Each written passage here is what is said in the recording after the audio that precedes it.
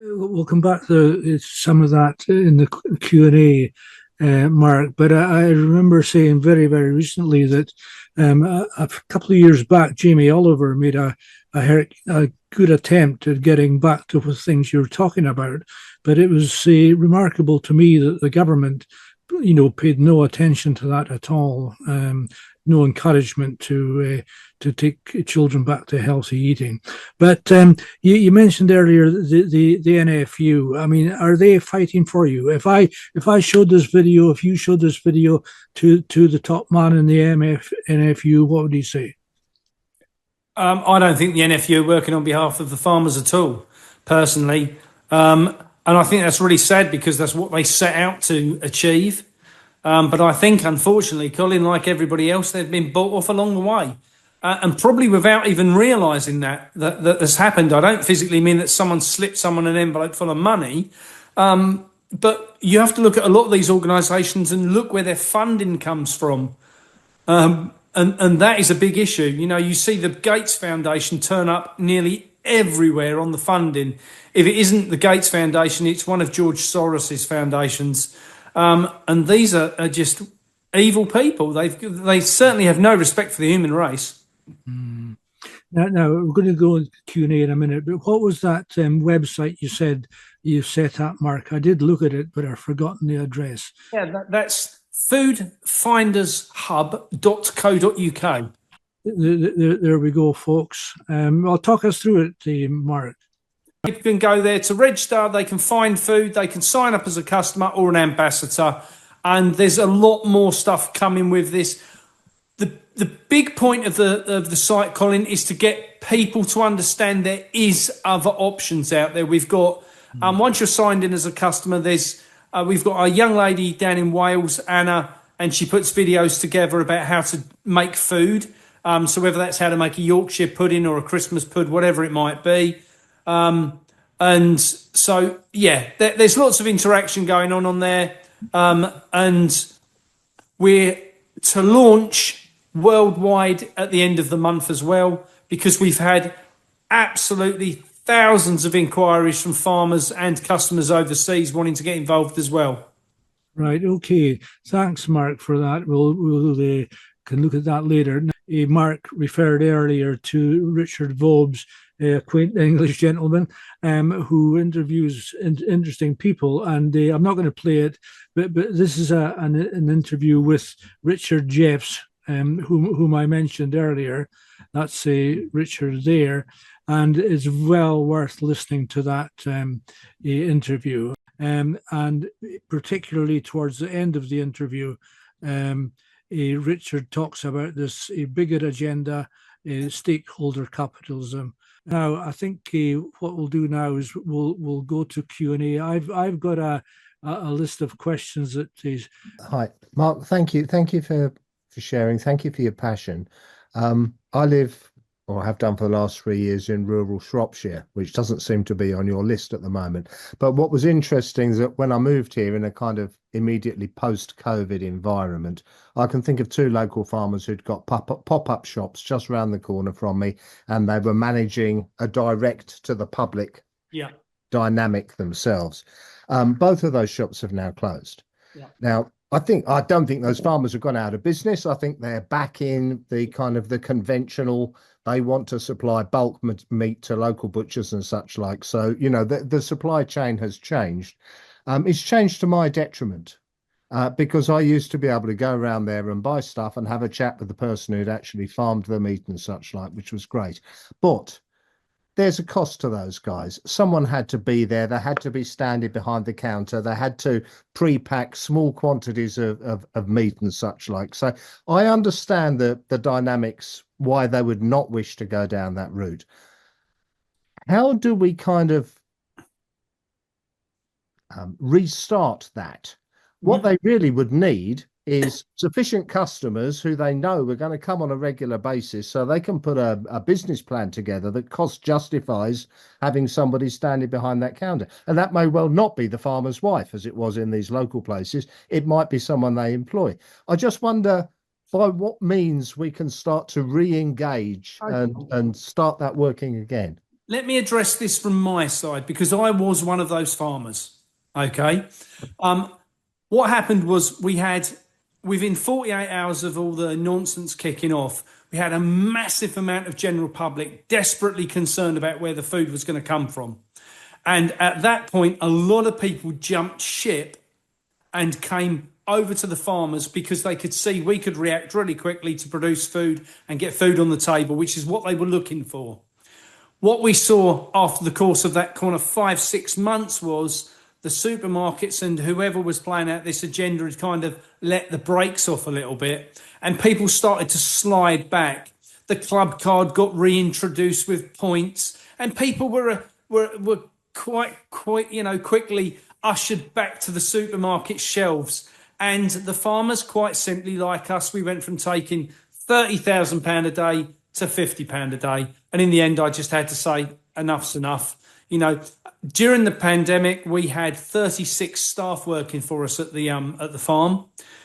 And most of those were there growing vegetables or, you know, looking after the chickens we'd got in or whatever it might be.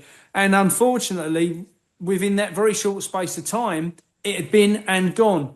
Now, what I see is that there's a massive change now. Then people were doing it out of fear. Okay. Now, people like yourself are saying to me, but I want a different option. And this is what we found with the Food Hub, which we've launched. And like you said, there's a lot of areas still unrepresented on there by farmers, which is frustrating because we need them to get on there. But as I said to a friend today, I would rather be in the position we've got 7,000 customers and 250 farmers than the other way round, because if we'd got 7,000 farmers registered and only 250 customers, it wouldn't work. So at least the numbers are in our favour. And all them farms might not be in the right areas, but this is something we're working heavily towards via the ambassadors. Now, what I think is, if we can prove to the farmers there's a demand, which I now believe there is a demand, I genuinely do. And the demand has changed from scarcity and, oh my God, the fear factor is now changed to, actually, I'm genuinely terrified about what's coming. And I want to be in a position of having good quality, healthy food. And I think what the Arla scenario did was it actually brought to the public's attention that poisons are being put into the food supply chain. I know a lot of us knew that anyway, but a lot of people are very blind to these things. And I think it's woken a vast amount of people up. And now they're awake, they daren't fall back to sleep because they know they're going to get something else slid in the food. So I think the fear factor has changed from there not being any food to, hang on, I don't want to eat this stuff. I actually want to pay a little bit more and get a really good quality food. I want organic grown vegetables, I want grass-fed meat, and I want organic milk, and I want that for my family and friends. And that's the difference. And I think that's where the change is going to come. And I think that the farmers have got to be at the forefront of that. I genuinely do. For me, I'm on lots of farming forums, on WhatsApp groups and Facebook and so forth. And farmers are starting to make that shift, I have to say. But they need the public to give them that, I guess, sense of security, sense of, that they're needed, because they're being told by the government every day, you're useless, you're worthless, you're not worth the money you get in, we're going to tax you out of existence. And then you've got the public like yourselves and myself sitting there going, actually, no, you're worth your weight in gold, and we want to keep you at every possible opportunity. So I think things are changing, and that's where we've got to get to. Yeah, it's trying to find the missing link, if you like. Maybe it requires. I'm just, as you're talking, I'm thinking I could rent a local shop, I could build relationships with local farmers, and I could put together a pretty decent grocery from people that I know within a 20-mile radius. Yep. I've still got to get enough punters through the door to justify to pay my rent. So it's trying to find the thing that gets the flywheel moving, isn't it? Yeah, I mean, we're taking the Food Hub on tour this year. We've got a massive amount of tour dates all over the country. And that is all going to be about involving the general public at each point, from school kids, getting them involved in the cooking side, getting farmers involved on tractor runs to bring attention to what's going on, and for us doing talks in the evenings and the afternoons and things. So I think by the time we've finished, and there's not just me on this, there's loads of people coming on board on this tour to do different sections of it. And I think I think by the end of this year, we're going to see a massive push towards the right direction. That's what I'm on. Hello, Mark. Good to hear about your experience as a fruit and veg farmer. My grandfather grew fruit and veg in Ayrshire, and when I was a teenager, he taught me quite a lot of the essentials about plant biology and the importance of minerals in the soil. And we've heard quite a bit in recent years about depletion of essential minerals, and that's contributing to falling nutritional value. I've put this into the chat. You might already have seen it. Are you aware of the new mine that's being developed in North Yorkshire? It started off with a local company. Two geologists found a deposit, which is a mix of potassium, calcium, magnesium sulfate. It's at a depth of about 1,400 meters. And the company that started it got into financial difficulties. They got taken over, and I think it's now Anglo American Mining who are proceeding with this project. The National Parks Authority won't allow them to have road or rail access for taking the produce out, so they have to build a tunnel to Teesport.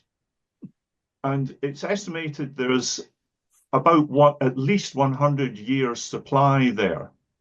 That's a great resource, and I personally think that British farmers should get the first of this produce. But the company has already signed a contract with China for many decades. They've got an export license. I think, well, China's mineral rich. Why do they need fertilizer from the UK? So what do you think our response to this should be? Okay, well, firstly, I think we know the reason that we're going to export all the minerals to China is because it's better for China to use everybody else's minerals before their own. And I think that was what happened in the days of closing down of coal mines. And there was an interesting article which I read in Margaret Thatcher's book, and she said, in the future, people will thank me for closing the mines when there isn't any left worldwide. And I thought, and that is, I think, exactly where they are on this with the minerals. Do I think British farmers should be getting first shot at those? Absolutely. They're two of the biggest things we need to be putting back into the land, along with calcium, I have to say. I work on a very slightly different style of farming. So I'm on only a small 90-acre farm. And within that, I only produce on 2 acres of where we're putting down to vegetables. We soil tested the ground after years of it being commercially farmed, and it had 5% life density left in it. So it was horrendous. So after I was given, several Arctic loads of coir compost, and I used one complete Arctic load and spread it on the ground 6 inches deep, and thought, this is going to break the clay. It's going to be, because the clay is just set because there's nothing in it at all. It's just slop. When it's wet, it just goes hard, and you've got a window of about 2 weeks a year you can grow in it, and the rest of the time you just pray that things will continue to grow. And I thought to myself, this will break the clay, no problem at all. I didn't touch it. The clay just swallowed it up. So I then had a word with a couple of friends who are into electroculture. And one of the things which we've been doing with them is we've built the beds all above ground, all on a no-dig policy.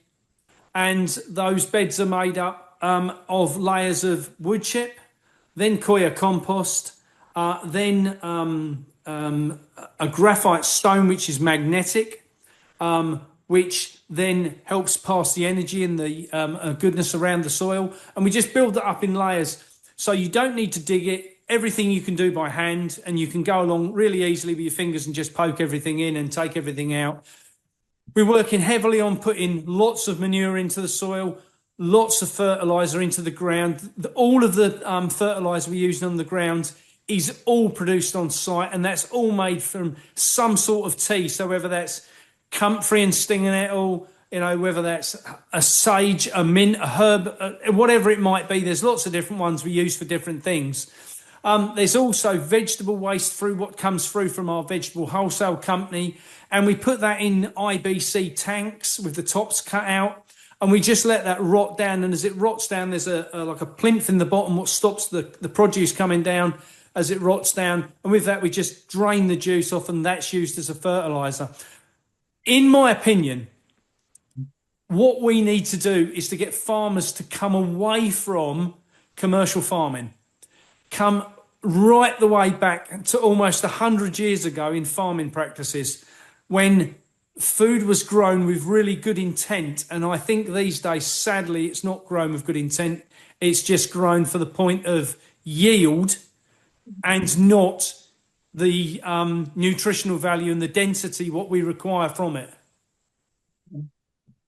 Thanks. Your situation's a bit different, isn't it? Because you perhaps don't have so much of a problem with rainwater runoff. You've got relatively low rainfall on that part of the East Coast. Yeah. But West Coast farmers, mineral depletion is much more of a problem because the soluble minerals will wash out every time it rains. Are you tackling that in any other ways? Do you have agreements with neighbours that have livestock? Do you put slurry on your soil? What about, my grandfather used to get secondhand horse compost that somebody else had grown mushrooms on, and then they threw it away.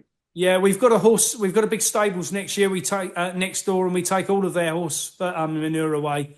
That's one of the big things we are using. But I think the big thing, what I would say on a lot of the problem with the runoff of water across the country now is, one, the Environment Agency are not worth the paper they're written on. We don't drain rivers anymore. That needs to be an absolute crucial thing. We need to get farmers back to digging more ponds on farms so that the water's got somewhere to go, and you can store it until you need it at a later date, and it hasn't just run down the road with all your topsoil. So, and again, like I say, we've got to get farmers going backwards. We need to plant hedgerows back in. And I know that's one of the things that is under the new DEFRA schemes. There is a lot of schemes out there for hedgerows to go back in. And that's essential because, one, it gives an ability to suck that water up. Two, it gives an ability to stop your topsoil blowing away and different things. But I do think one of the biggest things that we've witnessed on the farm here, we're quite high where we are, so we're well above sea level, so we haven't got the issues of runoff. But one of the biggest problems I have seen in different parts of the country is the fact that they don't have enough organic matter in the ground anymore to hold the water. And where that's been depleted and you've just got hard bulk soil, it doesn't hold the water. It just either runs through it or runs off of it. And what we need is something in the ground what's got some body to it, something like wood chip, for instance, and leaf mould, what will actually hold that water and release it as it's needed. Well, we're getting some fantastic education. At least I am in the business of farming. I've got a list of questions here which I've stuck onto the website. Okay, I'll read them out, Mark. Go for it. A list of them here. Some of them you may have touched on, and if so, just move on. But what do you think about farmers who have been paid to have wind turbines, solar panels, and 5G towers on their land, especially given the dangers they pose? Okay, I think that a lot of them have been missold. If you take out a 99-year lease, for instance, with the energy companies, and they give you all these amazing promises over what they're going to deliver to you over that course of time, where they can't know anything after, realistically a couple of 3 years. And one of the problems is that with the solar panels, especially, the damage to the ground is so severe. Who deals with the cost of clearing that mess up at the end of the 99-year lease? Because if you actually look through it, it's down to the farmer 99% of the time. It's down to the farmer to clear that mess up. And it's going to cost millions of pounds. So whatever the farmers think they're getting short term, and they may be looking at it going, oh, well, it's not my problem. I won't be here in 100 years' time. These farms have been handed down from generation to generation. They've been handed down by people like me with calluses on their hands who have worked 24 hours a damn day to make sure that that family farm stayed in the family hands. And unfortunately, we're now being pushed and pushed and pushed to be in a position that is what's the easiest option here to get some money to keep the farm alive. So they might rent off, or on a 99-year lease, one of the fields or two of the fields for solar farming, and think they're getting a result. But someone's going to have to deal with a massive headache at the end of all this.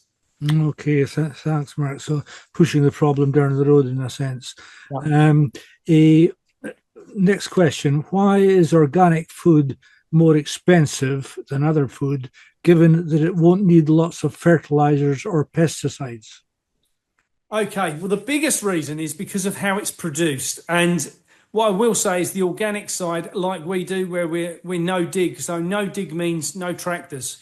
So we can't grow a field full of potatoes like traditionally a farmer would, where they can drive down it with huge equipment, and 2 or 3 staff could set 100 acres of a field in a day. For us, we'd be lucky if we plant 1 row on the length of that field in the course of a day.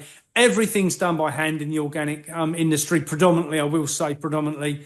But it's the costs that are snuck in. And one of the things which really frustrates me, and we're organic growers ourselves for the vegetables. And when I say organic, I mean we grow without chemicals. Are we organically certified? No. Why is that? Because it costs £500 a year for me to grow something what any other farmer can grow, plaster it in every chemical possible, and isn't made to certify it. Well, why is that? Surely that should be the other way around. Surely we've got to get back to this, people understanding, if I say something's chemical free, that it means organic. And that to me is one of the biggest issues. So it's the time density involved in the production of that food, more so than anything. Yes, seed's more expensive. Why is seed more expensive? Because they're prepared to sell you a second-rate seed at a discounted price, because they know it's GMO it's been changed genetically, and then it will only work with their fertilizers, which they can sell you that as well.